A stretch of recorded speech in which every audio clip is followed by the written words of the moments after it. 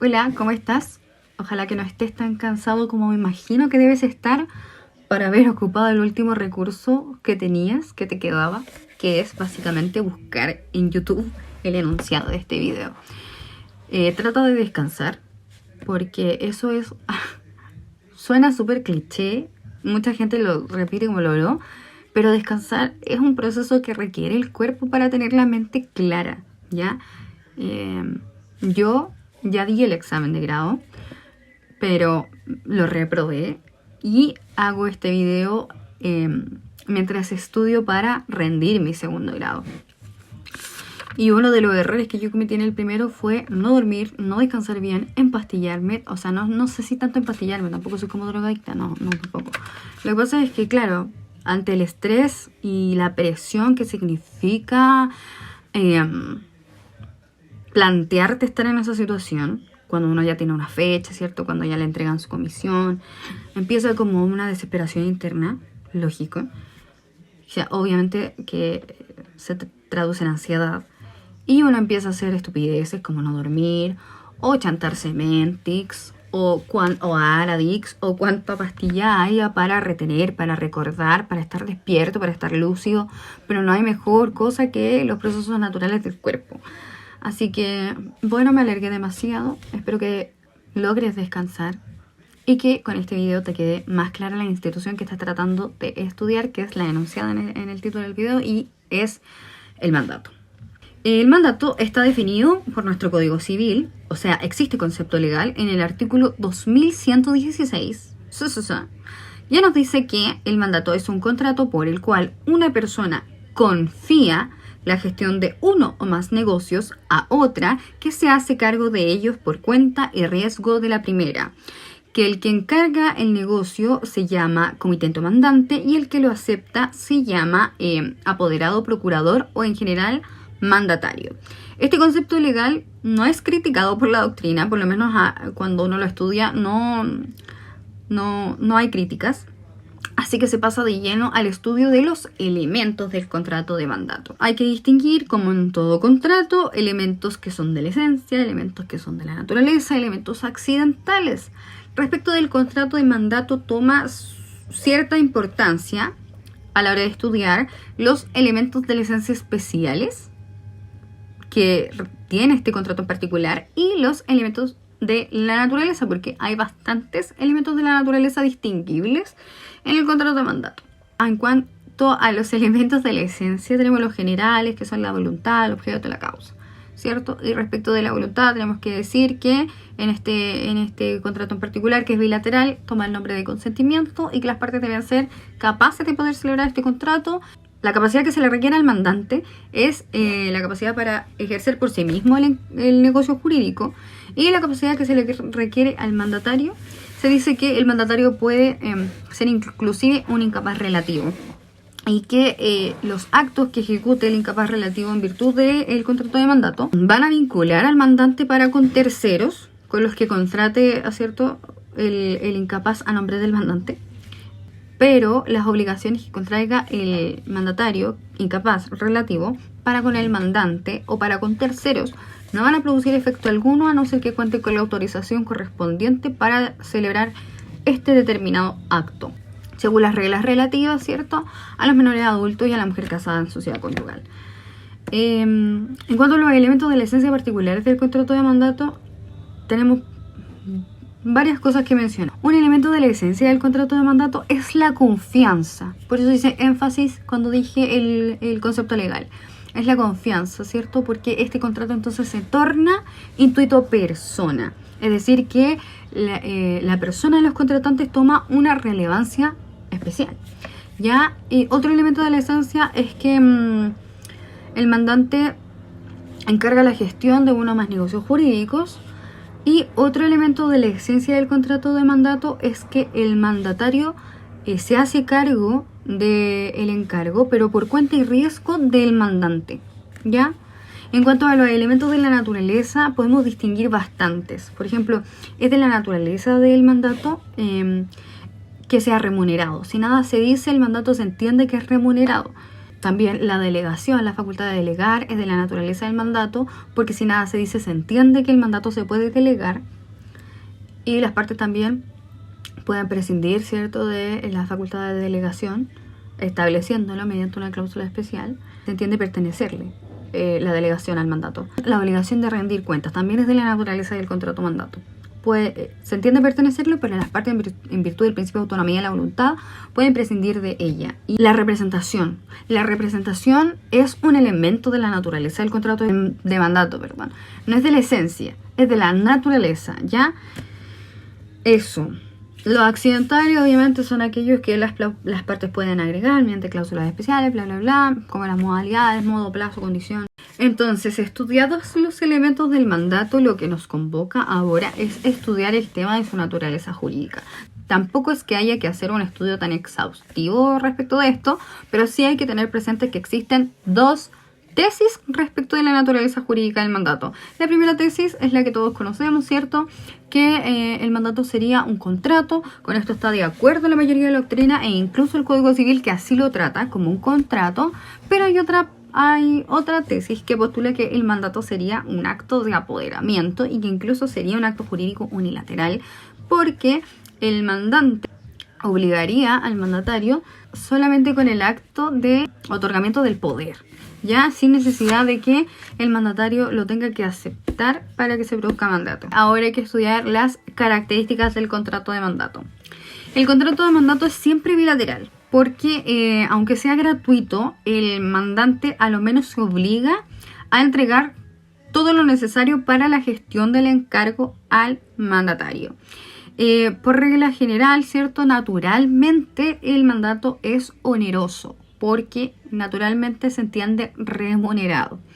Excepcionalmente va a ser gratuito cuando las partes, mediante, en virtud de su autonomía de la voluntad, decidan agregar una cláusula para establecer que no va a haber remuneración en el mandato. Eso es excepcional. Y la determinación de los honorarios, acá cabe destacar que va a estar dada por convención de las partes, por costumbre del lugar, por la ley o supletoriamente el juez. Cuando el mandato es oneroso, una tercera característica es que puede ser conmutativo o aleatorio, y que va a ser conmutativo generalmente cuando el contrato sea oneroso, porque la gestión del encargo se va a entender equivalente a la prestación de la remuneración que vaya a recibir el mandatario. Y yo no estoy tan de acuerdo con esto, pero se entiende aleatorio el contrato de mandato cuando la remuneración está sujeta al éxito o fracaso del negocio. A mí me parece más como condicional, pero generalmente el mandato es consensual. Ya generalmente se perfecciona con el acuerdo de voluntades y excepcionalmente solemne en algunos casos que establece la ley o cuando las partes decidan hacerlo solemne, ¿cierto?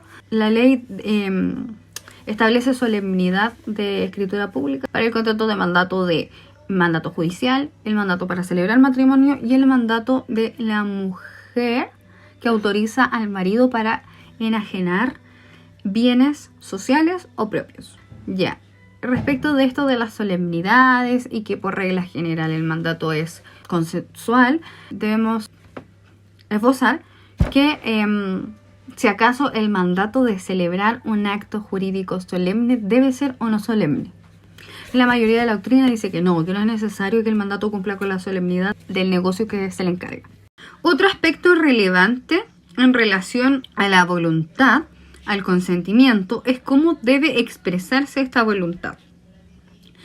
El mandante puede expresar esta voluntad por cualquier medio inteligible, salvo que la ley requiera que se realice por escritura pública o privada, caso en el que no va a aceptar que se pruebe esta voluntad mediante testigos, porque requiere que la voluntad sea expresada por vía de escritura, en caso de los mandatos que sean solemnes. Y respecto del mandatario, su voluntad puede expresarse expresamente, tácitamente, cuando realice cualquier acto que diga relación con la ejecución del encargo, o también mediante el llamado silencio circunstanciado, ¿cierto? Este es uno de los casos en que la ley otorga manifestación de voluntad del silencio en todos aquellos casos que se refieran a personas que por su profesión u oficio se encarguen de negocios ajenos, como es el caso de los abogados, y el mandatario puede renunciar a la gestión del negocio siempre que el mandante se encuentre en condiciones de encargárselo a otra persona, de ejecutarlo por él mismo, pero igualmente el mandatario se deberá de hacer responsable de los perjuicios que ocasione su renuncia, salvo que la renuncia provenga de una imposibilidad de administrar por una enfermedad u otra causa. Continuando con las características, se dice que el mandato es esencialmente revocable y que es un contrato intuito persona, por lo tanto que toma relevancia las personas de los contratantes. Ahora nos corresponde estudiar los requisitos del mandato. Son el objeto, el interés y el consentimiento o voluntad de las partes. El objeto del contrato de mandato es el encargo de la gestión de uno o más negocios, ¿ya? Pero tienen que ser negocios jurídicos, porque cuando una persona encarga la gestión de un hecho que no es jurídico, es decir, un hecho material a otra persona, estamos ante un arrendamiento de prestación de servicios. Así que hay que distinguir muy bien que en el mandato lo que se encarga son negocios jurídicos. En cuanto al interés que debe existir en el mandato, obviamente el mandato puede interesar al mandante, pero lo que quiere la materia que retengamos es que el mandato no solo puede interesar al mandante, porque si no solo sería un mero consejo. El interés puede ser mutuo del mandante y del mandatario, puede ser del mandante y un tercero, o de un tercero exclusivamente, pero nunca solamente debe estar interesado el mandatario, porque si no sería un mero consejo.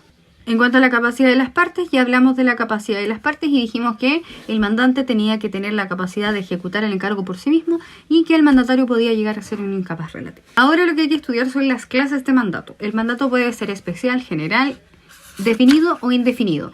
El mandato especial es aquel en que las facultades del mandatario están expresamente determinadas y que se celebra en virtud de que el mandante tiene por objeto que el mandatario realice determinados encargos, ¿ya? Y el mandato general dice relación con el mandato que se celebra entre el mandante y el mandatario para que realice la generalidad de los negocios jurídicos del mandante, a pesar de que cuente con excepciones determinadas. Y la otra clase de mandato, que es definido o indefinido, él va a ser definido o indefinido según estén o no determinadas las facultades del mandatario. Ahora, en cuanto a las facultades que tiene el mandatario, en virtud del mandato, no va a haber problema cuando el mandato sea especial o determinado, ¿cierto? Porque las facultades van a estar expresamente determinadas en el mismo contrato de mandato. El problema surge cuando el mandato es de tipo general o es de tipo indefinido, en donde no están expresamente determinadas las facultades del mandatario. ¿Ya? Y la ley en el artículo 2132 dice que el mandato no va a otorgar naturalmente más que la facultad de administrar, ejecutar actos de administración. Y para ejecutar cualquier acto que salga de los límites de administración se va a necesitar un mandato general. Y que se va a entender, bueno, esto no lo dice el artículo, pero se va a entender que administrar es adoptar los actos materiales y jurídicos tendientes a la conservación de los bienes, a incrementarlos y a obtener las ventajas que se puedan procurar. Ahora lo que nos corresponde estudiar son los efectos del contrato de mandato. Cuando estudiamos los efectos de un contrato siempre se van a referir, y esto hay que tenerlo muy presente, siempre se van a referir a las obligaciones que surgen para las partes respecto del contrato celebrado. Y en este caso son las obligaciones que emanan del contrato de mandato, tanto para el mandante como para el mandatario. Y se parte el estudio haciendo alusión a las obligaciones que emanan para el mandatario, ¿cierto? Para aquella parte que debe ejecutar el encargo. Las obligaciones del mandatario radican en que el mandatario debe ejecutar el encargo, debe rendir cuentas y debe restituir al mandante todo aquello que le haya sido proporcionado para ejecutar el encargo. Respecto de la obligación de ejecutar el encargo, que es obviamente la principal, quizás la más relevante, hay que distinguir bastantes cosas dentro de esta obligación, ¿ya? La forma de cumplirlo, las facultades que se le otorgan al mandatario, las prohibiciones impuestas al mandatario, la pluralidad de mandatarios, la delegación del mandato, en caso de que el mandatario cumpla el mandato a parcialidad y no en su totalidad, la responsabilidad del mandatario en la que pueda incurrir y eso. ¿Ya? Así que hay que tener mucho ojo respecto de esta obligación, que es obviamente la más preguntable. Respecto entonces, vamos a partir la obligación de ejecutar el encargo. En cuanto a la forma de ejecutar el mandato, el mandatario debe ejecutar el encargo siempre ciñéndose a los límites que están estipulados en el mandato y con los medios que le haya otorgado el mandante para la ejecución del mismo. Pero la ley le faculta al mandatario para a veces salirse de los límites del mandato en ciertos casos. Y los casos son los siguientes: cuando la ejecución del encargo sea pernicioso para el mandante, es decir, le perjudique. Otro caso es que cuando el mandatario se vea imposibilitado de poder ejecutar el encargo en los términos que le ha encomendado el mandante, no está obligado a constituirse en agente oficioso. Lo puede hacer, pero no está obligado a constituirse como agente oficioso. ¿Ya? Otro caso es que la ley permite al mandatario usar medios equivalentes a los entregados por el mandante cuando los medios que le ha entregado el mandante al mandatario son inadecuados. Otro caso en que la ley permite que el mandatario se extralimite del mandato es en aquel caso en que el mandatario le va a estar permitido al mandatario ejecutar el encargo con menos gravosidad y que sea más ventajoso para el mandante, pero lo que no le está permitido es aprovecharse de esa ventaja. Y el último caso dice relación con que las facultades del mandatario se pueden interpretar más laxativamente cuando no sea posible consultar a la voluntad del mandante. Ahora, en cuanto a las prohibiciones del mandatario, al mandatario le está prohibido comprar para sí lo que el mandante le ha encargado vender o venderle al mandante de su patrimonio lo que el mandante le ha encargado comprar. También le está prohibido quedarse con el provecho en el caso de que ejecute el encargo con menos gravosidad y más ventaja para el mandante. Otra prohibición dice relación con que al mandatario le está permitido poder prestarle dinero al mandante, pero no le está permitido quedarse o tomar para sí dineros que el mandante le haya entregado para la ejecución del encargo.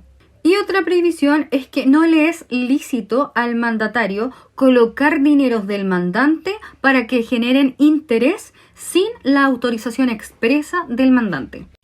Eso entonces en cuanto a la facultad que tiene el mandatario de ejecutar el encargo extralimitándose de lo establecido en el contrato de mandato. Y eso también en relación a las prohibiciones que tiene el mandatario al ejecutar el encargo. Ahora lo que nos corresponde analizar es lo que se llama la pluralidad de mandatarios. Esta situación se va a producir cuando el mandante encarga la gestión de uno o más negocios a más de una persona, por lo tanto hay más de un mandatario. Lo que hay que analizar en sí es que si la ejecución del encargo se puede o no dividir entre los mandatarios o si deben actuar de consuno. Y por supuesto en esta materia, igual que en todo lo demás respecto del mandato, nos debemos ceñir a los términos del mandato, a la voluntad del mandante expresada en el contrato de mandato. Si en el mandato el mandante establece que la ejecución del encargo puede dividirse, entonces no habría problema en que entre los mandatarios se dividiera la gestión del encargo. Pero si el mandante estableció expresamente en el contrato de mandato que los mandatarios debían actuar de consuno, cualquier contravención a ello va a generar que los actos que ejecute sean nulos. Y si el mandante no dijo nada acerca de la divisibilidad del encargo o si deben actuar de consuno, no dijo nada, no estableció nada, no expresó nada, entonces se entiende que entre los mandatarios sí se puede dividir la gestión del encargo. Ahora, en cuanto a la delegación del mandato, antes de estudiar llanamente esta materia, vamos a hacer una distinción que a mí me parece pertinente para poder entenderla a cabalidad. La delegación del mandato dice relación con una situación particular que se da en que el mandatario, es decir, aquella persona a la que ha sido encargada la gestión de uno o más negocios del mandante, delega en otra persona diferente el encargo que se le ha hecho a él. ¿Ya? Entonces vamos a tener en esta institución 3 figuras. El mandante, que es el que encarga la gestión de uno o más negocios, el mandatario, que es la persona a la que se le encargó la gestión de uno o más negocios, y el delegado, que es la persona en la que se delega la gestión, ¿ya? Que no es parte principal, ¿cierto? Que no es parte del contrato de mandato. Dicho esto, ahora podemos pasar al estudio y poder entender bien esta figura. Si el mandante nada dice en el contrato acerca de la delegación, y como recordando, nosotros dijimos que la delegación es un elemento de la naturaleza del contrato de mandato.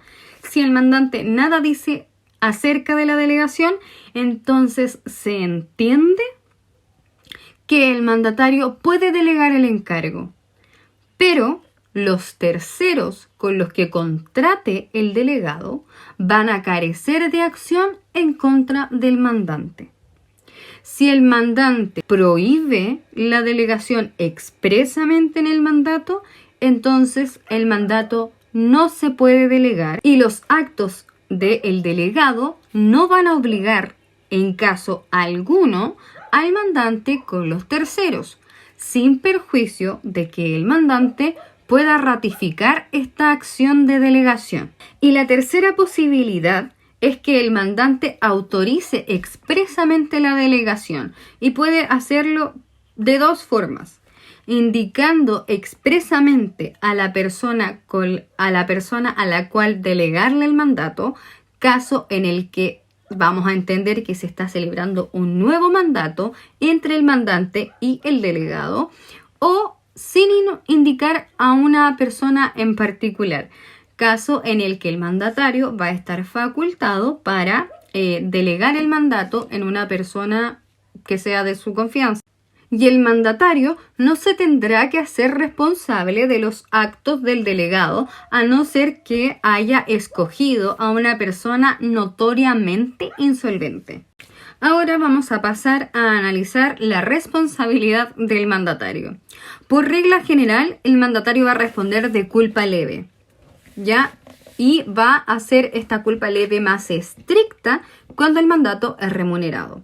Y va a ser menos estricta cuando el mandato no es remunerado y el mandatario ha repugnado expresamente el mandato, pero de alguna forma se vio obligado a tener que ejecutar el encargo. En ese caso, la culpa leve se va a aplicar menos estrictamente que cuando el mandato es remunerado. Ahora bien, el mandatario por regla general no va a responder por la insolvencia de los terceros, salvo un caso particular establecido en el artículo 2152 del Código Civil y dice relación con que el mandatario se obliga, por un pacto especial, a responder de la insolvencia de los terceros, de cualquier embarazo o incertidumbre en cuanto al cobro, y se va a constituir como deudor principal ante el mandante, incluso respondiendo de caso fortuito y fuerza mayor. Ese es el único caso en que el mandatario va a tener que responder por la insolvencia,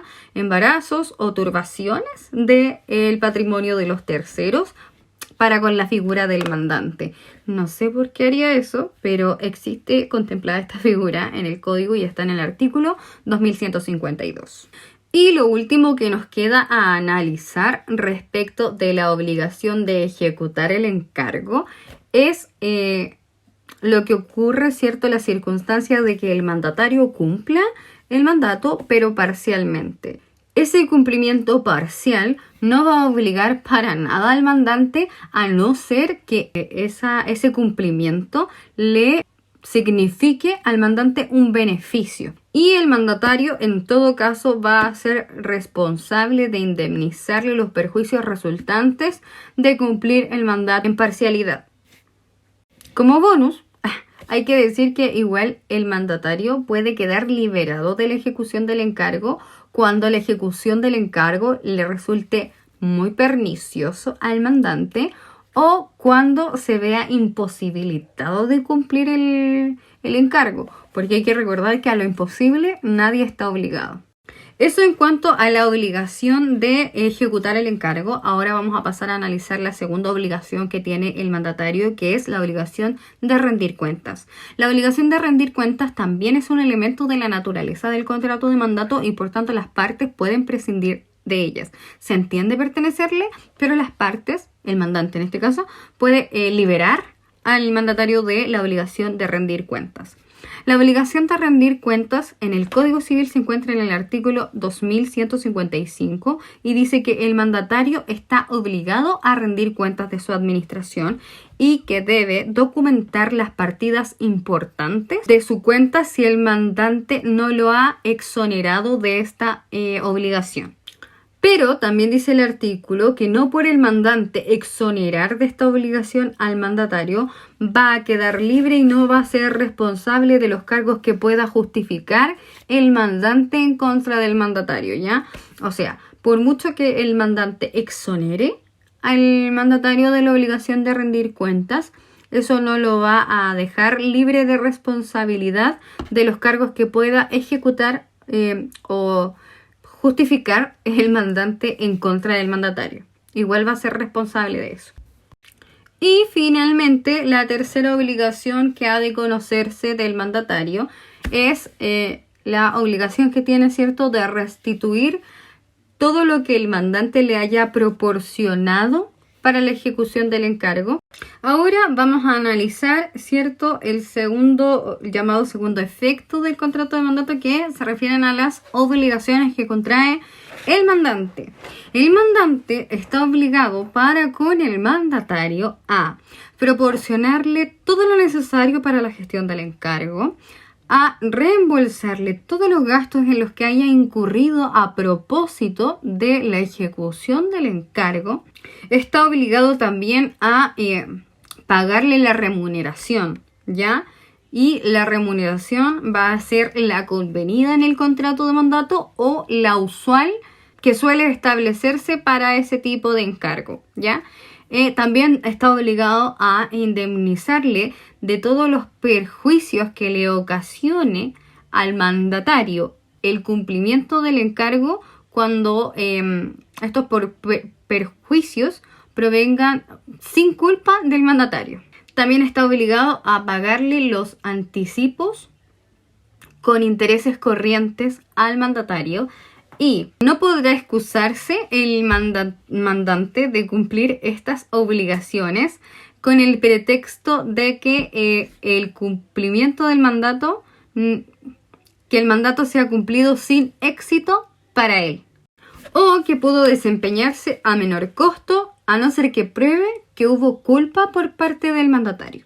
Cabe destacar en esta parte de la materia que el mandante debe hacerse responsable de los actos que ejecute el mandatario respecto de terceros, ¿cierto? En esta misión de ejecutar el encargo de estos negocios jurídicos que le ha encargado el mandante, siempre que el mandatario haya actuado dentro de los límites del mandato y siempre que el mandatario haya actuado a nombre y cuenta del mandante.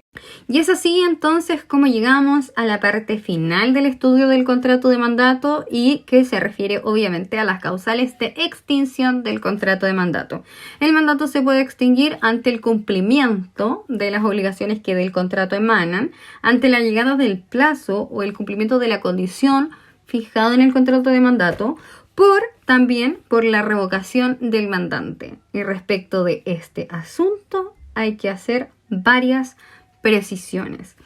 Se decía entonces que la revocación era un elemento de la esencia del contrato de mandato porque se dice que el mandato es esencialmente revocable.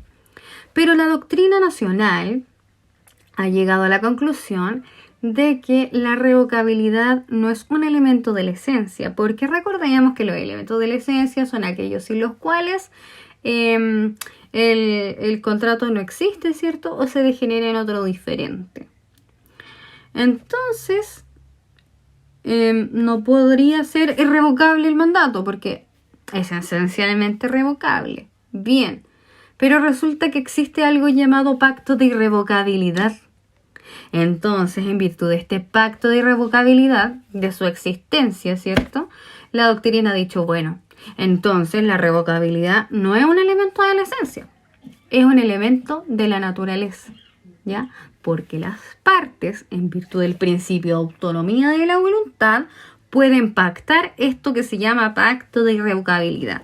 Y se traduce básicamente en que el mandato no se puede revocar.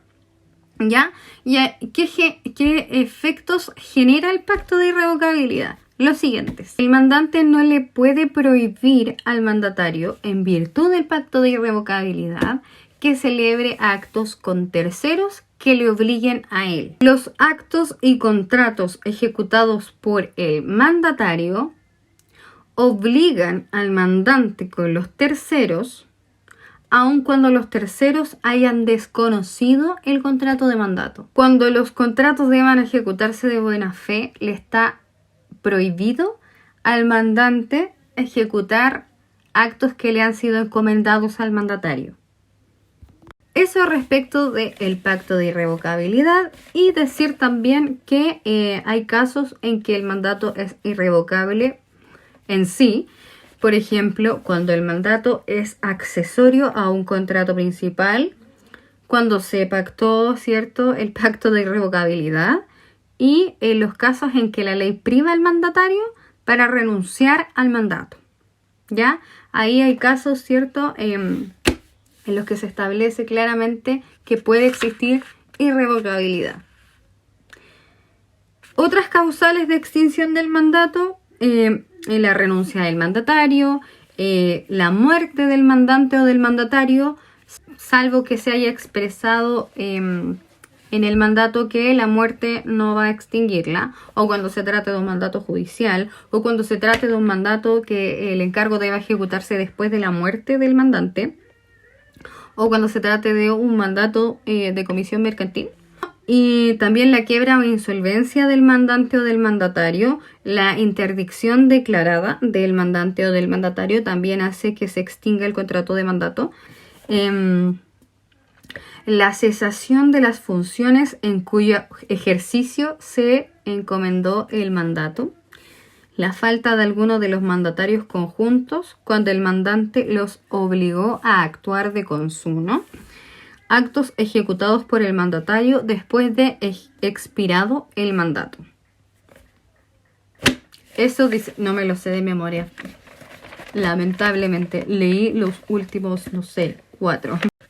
Ya, y la última precisión que hay que hacer es que después de terminado el mandato, los actos que ejecute el mandatario después de terminado el mandato, por regla general no obligan al mandante.